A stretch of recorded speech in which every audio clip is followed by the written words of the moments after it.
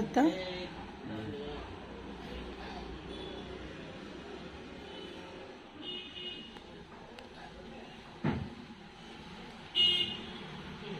বন্ধুরা, আপনাদের কার কার গণেশ পুজো বাড়িতে হয়েছে কমেন্টে জানাবেন।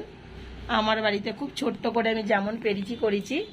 এখনো পর্যন্ত ভোগ রান্না করে উঠতে পারিনি, মানে দুপুরবেলা দেবো ভাবছি, একটু পরমান্ন বানাবো। শরীর এখনো খুব খারাপ, আমার শরীর ভালো হয়নি।